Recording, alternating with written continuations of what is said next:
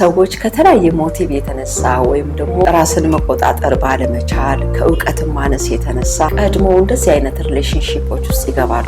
በማርገዝ ያንን ወንድ የራሳቸው ለማድረግ የሚሞክሩ ሴቶች ላይ ነው። ምንድነው እንግዲህ አንዳንድ ሴቶች ከተለያየ ምክንያት አንጻር ነው እንግዲህ ያረግዙና ምናልባት ያ ሰው በነበራቸው ጥቂት ጊዜ ውስጥ ወደውት ይሆናል። ራሳቸውን መቆጣጠር ሳይችሉ ያረግዛሉ።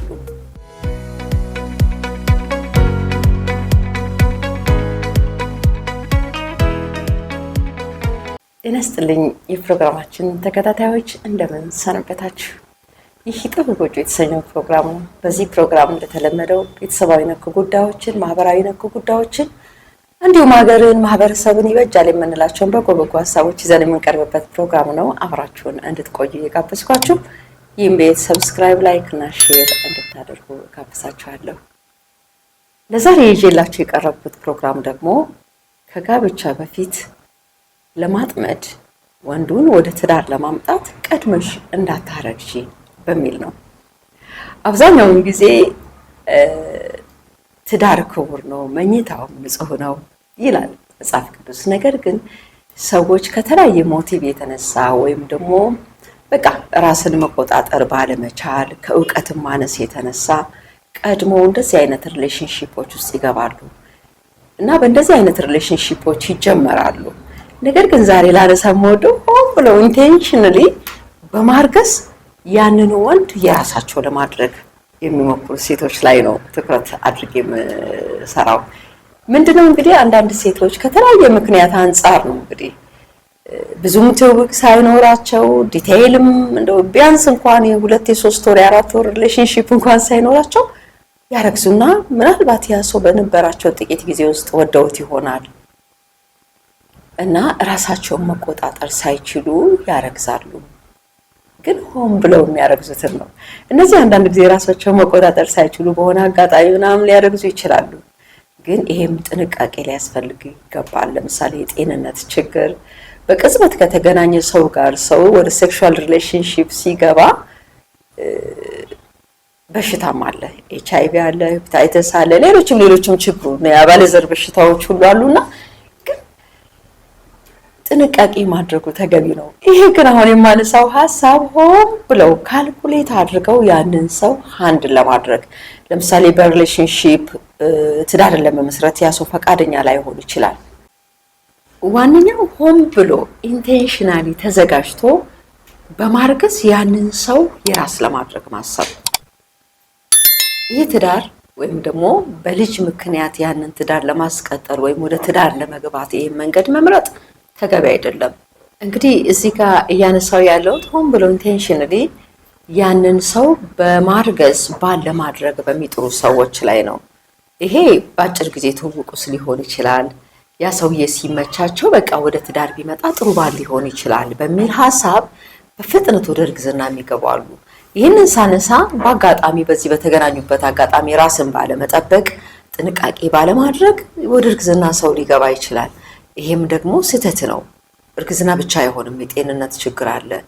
ሰው ምንም ቼክ ሳያደርግ ራሱን ቀጥታ ወደ ሪሌሽንሺፕ ውስጥ መግባት ጥፋት ነው እና HIV፣ ሄፓታይተስ፣ ሌሎችም የአባለዘር በሽታዎች በዚህ አጋጣሚ ነው ወደ ሰዎች መተላለፍ የሚችሉት።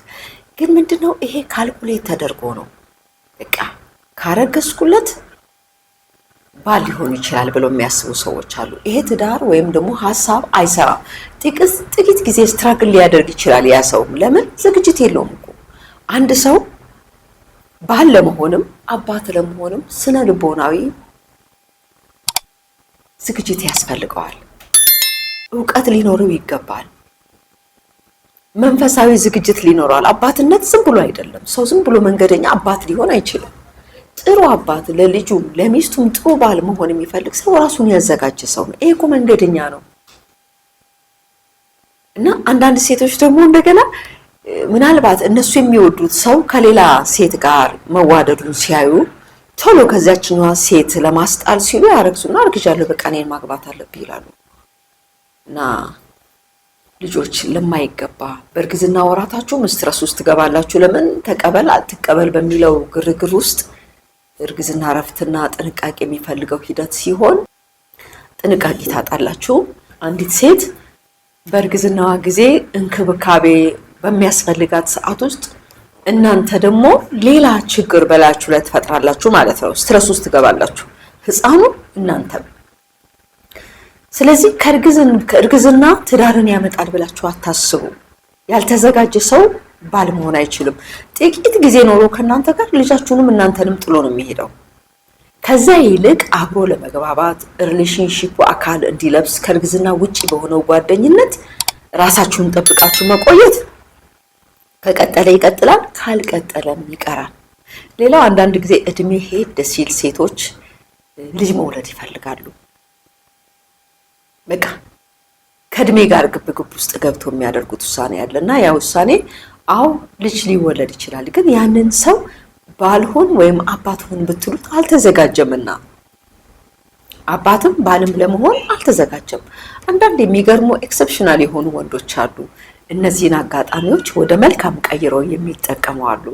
ልጁንም ይቀበላሉ፣ እሷንም ይቀበላሉ።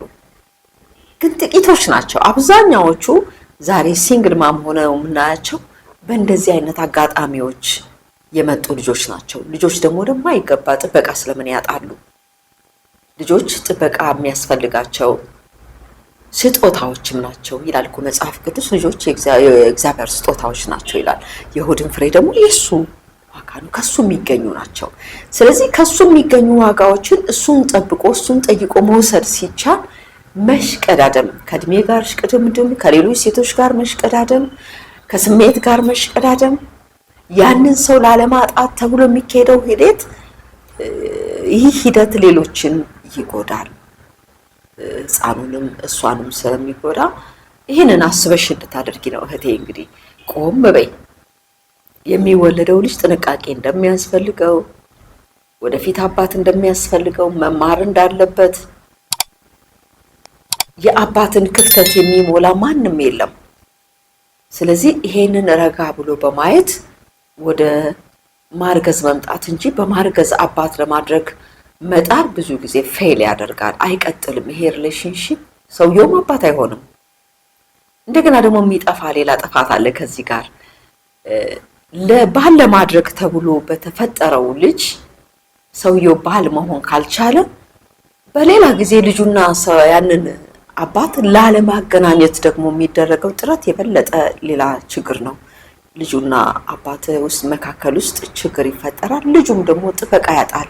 ልጆች አባቶቻቸውን ማወቅ ይፈልጋሉ፣ የአባቶቻቸውን ፍቅር ይፈልጋሉ። ግን ያልተዘጋጀ ስለሆነ በጊዜው መልስ ስላልሰጠሽ በኋላ ላይ ደግሞ እሱ ሲዘጋጅ ሌላ ላይፍ ሊኖረው ይችላል። ግን ልጁን አምኖ ደግሞ ልጁን መርዳትም መጠየቅም ሲፈልግ ማግኘት የለብን ብሎ መከልከል ይህም ችግር ነው። ስለዚህ ከጋብቻ በፊት ባልን ወይም ደግሞ ወንድን በማርገዝ ባል ለማድረግ የሚጣረው ጥረት በአብዛኛው ጥናቶችም እውነታዎችም በዙሪያችንም የሚታዩ ነገሮችን እንደሚነግሩን ያ ትዳር አይቀጥልም፣ በፍጹም አይቀጥልም።